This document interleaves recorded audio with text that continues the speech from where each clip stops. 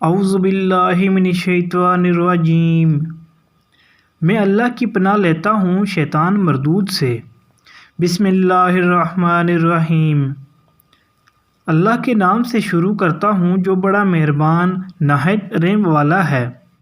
سورۃ البقرہ آیت 85 تا 91 رکوع 10۔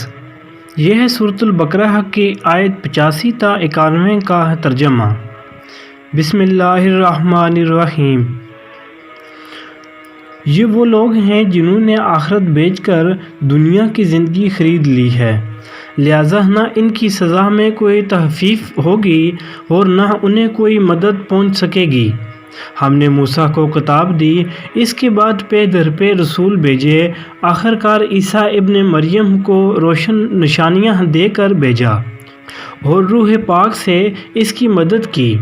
پھر یہ تمہارا کیا ڈھنگ ہے کہ جب بھی کوئی رسول تمہاری خواہشات نفس کے خلاف کوئی چیز لے کر تمہارے پاس آیا تو تم نے اس کے مقابلے میں سرکشی ہی کی، کسی کو جھٹلایا اور کسی کو قتل کر ڈالا۔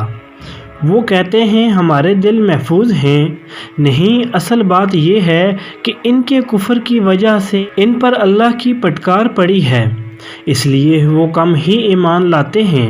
اور اب جو ایک کتاب اللہ کی طرف سے ان کے پاس آئی ہے اس کے ساتھ ان کا کیا برتاؤ ہے، باوجود یہ کہ وہ اس کتاب کی تصدیق کرتی ہے جو ان کے پاس پہلے سے موجود تھی، باوجود یہ کہ اس کی آمد سے پہلے وہ خود کفار کے مقابلے میں فتح و نصرت کی دعائیں مانگا کرتے تھے، مگر جب وہ چیز آ گئی جسے وہ پہچان بھی گئے تو انہوں نے اسے ماننے سے انکار کر دیا۔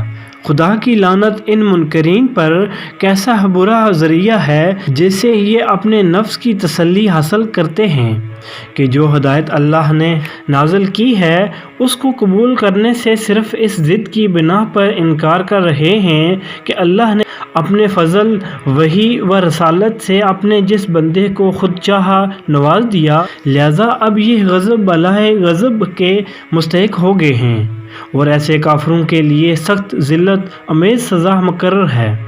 جب ان سے کہا جاتا ہے کہ جو کچھ اللہ نے نازل کیا ہے اس پر ایمان لاؤ تو کہتے ہیں ہم تو صرف اس چیز پر ایمان لاتے ہیں جو ہمارے ہاں یعنی نسل اسرائیل میں اتری ہے۔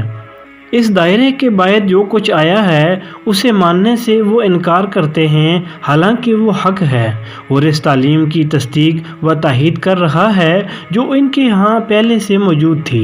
اچھا ان سے کہو اگر تم اس تعلیم ہی پر ایمان رکھنے والے ہو جو تمہارے ہاں آئی تھی تو اس سے پہلے اللہ کے ان پیغمبروں کو جو خود بنی اسرائیل میں پیدا ہوئے تھے کیوں قتل کرتے رہے۔ یہ تھا سورۃ البقرہ کی آیت 85 تا 91 رکوع 10 کا ترجمہ۔ اب سورۃ البقرہ کے رکوع 10 کی تفسیر۔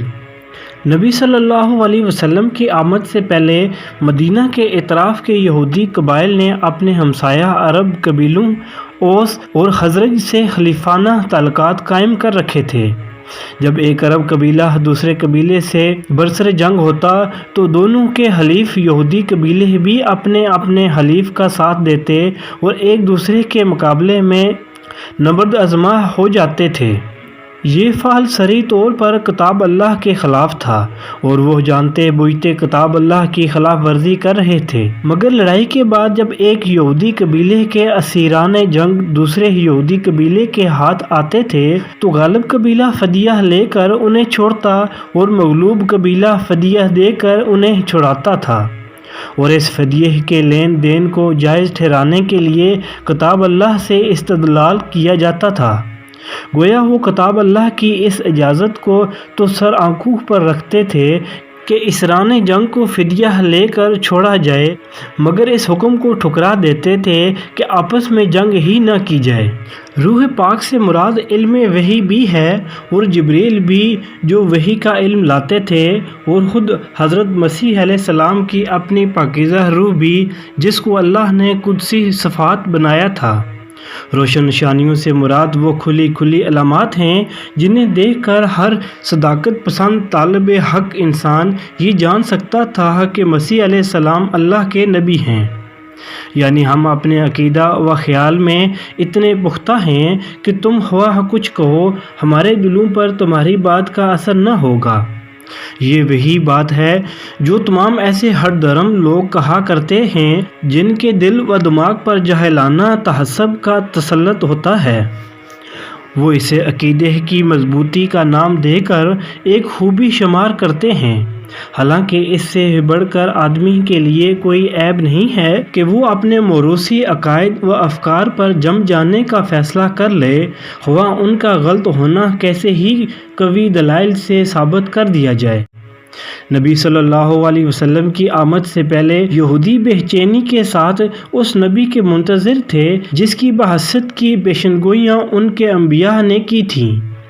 دعائیں مانگا کرتے تھے کہ جلدی سے وہ آئیں تو کفار کا غلبہ مٹے اور پھر ہمارے عروج کا دور شروع ہو۔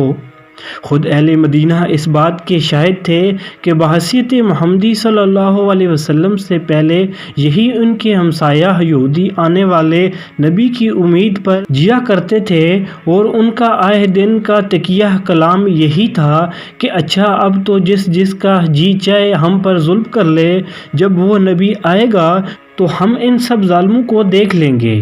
اہل مدینہ یہ باتیں سنے ہوئے تھے، اسی لیے جب انہیں نبی صلی اللہ علیہ وسلم کے حالات معلوم ہوئے تو انہوں نے آپس میں کہا کہ دیکھنا کہیں یہ یہودی تم سے بازی نہ لے جائیں، چلو پہلے ہم ہی اس نبی پر ایمان لے آئیں۔ مگر ان کے لیے یہ عجیب ماجرا تھا کہ وہی یہودی جو آنے والے نبی کے انتظار میں گھڑیاں گن رہے تھے، اس کے آنے پر سب سے بڑھ کر اس کے مخالف بن گئے، اور یہ جو فرمایا کہ وہ اس کو پہچان بھی گئے تو اس کے متعدد ثبوت اسی زمانے میں مل گئے تھے۔ سب سے زیادہ معتبر شہادت ام المومنین حضرت صفیہ کی ہے، جو خود ایک بڑے یہودی عالم کی بیٹی اور ایک دوسرے عالم کی بھتیجی تھیں۔ وہ فرماتی ہیں کہ جب نبی صلی اللہ علیہ وسلم مدینہ تشریف لائے تو میرے باپ اور چاچا دونوں آپ سے ملنے گئے، بڑی دیر تک آپ سے گفتگو کی، پھر جب گھر واپس آئے تو میں نے اپنے کانوں سے ان دونوں کو یہ گفتگو کرتے سنا، چچا کیا واقعی یہ وہی نبی ہے جس کی خبریں ہماری کتابوں میں دی گئی ہیں؟ والد: خدا کی قسم ہاں۔